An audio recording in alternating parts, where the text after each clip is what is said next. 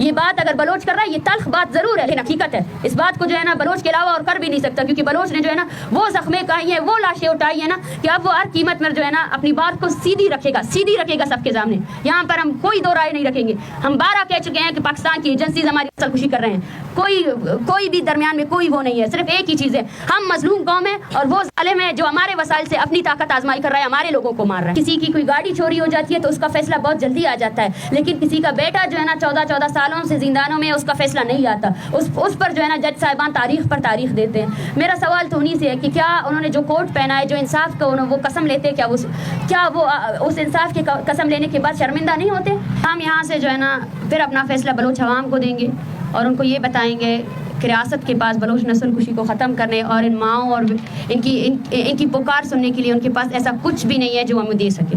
ظاہر سی بات ہے یہ ابھی کا مطالبہ نہیں ہے, نہ ہی اس کو 35 دن کی تحریک کے ساتھ جوڑا جائے. یہ دہائیوں کا مسئلہ ہے. اس پر متعدد بار لانگ مارچ کیے گئے ہیں, متعدد بار ایک بھی دن وہاں پہ نہیں جاتا ہے جہاں کوئٹہ پریس کلب میں کوئی پریس کانفرنس نہیں ہو, جہاں کوئٹہ میں جو ہے نا پورے بلوچستان میں سڑکیں بند نہیں ہو لاپتہ افراد کے لیے. تو یہ جینون مسئلہ ہے, اس کو جو ہے نا 40 دن کی تحریک کے ساتھ نہ جوڑے. اس کو جو ہے نا آپ اسٹارٹ سے لے, جس وقت جو ہے نا بلوچستان پر طاقت آزمائی کی گئی. جی تھینک یو ویری مچ. افراد کمیشن کے جو سربراہ ہیں وہ بھی بلوچستان سے ہونے کا دعویٰ کرتے ہیں, جسٹس ریٹائرڈ جاوید اقبال, اور پھر سپریم کورٹ اور جو ہماری عدالتیں ہیں ان سب کا کیا رویہ رہا ہے آپ کے ایشو کے طرف؟ دیکھیں اس کے خلاف تو یہاں لاپتہ افراد کے لواحقین موجود ہیں جن کے بہت سے کیسز جو ہے نا کمیشن نے خود مسترد کیے ہیں, اور کمیشن پر ہمارے ساتھ جو ہے نا جتنے مسنگ پرسنس کی یہاں تنظیمیں ہیں پاکستان میں انہوں نے بھی اعتراضات دائر کیے. سب سے پہلے تو ان کا رویہ یہ ہے کہ لواحقین کو ہراساں کیا جائے, انہیں کسی بھی طریقے سے ٹارچر کیا جائے کہ وہ اپنے کیس سے دستبردار ہو. ایسے متعدد کیسز ہمارے پاس ہے جہاں جو ہے نا دھوکہ دڑی سے ذاکر مجید کی والدہ یہاں موجود ہے, دھوکہ دڑی سے ان پر جو ہے نا اسٹامپ پیپر پہ سائن کروائے گئے یہ کہہ کر کہ ہم آپ کے بچے کو لے کر آئیں گے, اور اس اسٹامپ پیپر کے اوپر لکھا ہوا تھا کہ ذاکر مجید کی والدہ کہہ رہی ہے کہ میرا بیٹا جو ہے نا دبئی میں.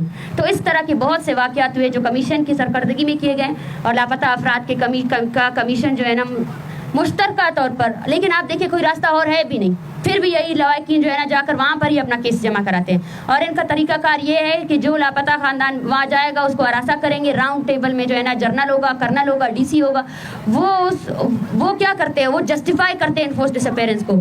وہ اپنے اداروں سے یہ سوال نہیں پوچھتے ہیں کہ آپ نے اس فرد کو لاپتہ کیا ہے, اس کی والدہ یہاں بیٹھی ہوئی ہے, یہ فرد کہاں ہے. وہ الٹا اس والدہ سے سوال کرتے ہیں کہ آپ کا بیٹا کہاں ہے, آپ کا بیٹا کسی جرم میں اس نے کوئی کارروائی کی ہے یا نہیں کی ہے. تو اسٹارٹ سے لے اگر آپ کے اس قانون میں, آپ کے اس ملک میں جو ہے نا جبری گمشدگی جسٹیفائبل ہے, اور آپ کا قانون جس میں جو ہے نا 24 آورس کے بعد جو ہے نا لوگوں کو بازیاب کرنا اور ان کو عدالت میں پیش کرنا, وہ شک اگر آپ اس کو کاٹ دیتے ہیں تو پھر تو یہ تحریکیں نہیں ہوں گی. پھر تو بلوچ مان جائے گا کہ اس کے تمام فیصلے ملٹری کورٹس پہ ہو رہا ہے, اس کو مارنے والی ریاست کون ہے. تو پھر تو میرے خیال سے اس احتجاجی دھرنے کو GHQ کے سامنے ہونا چاہیے.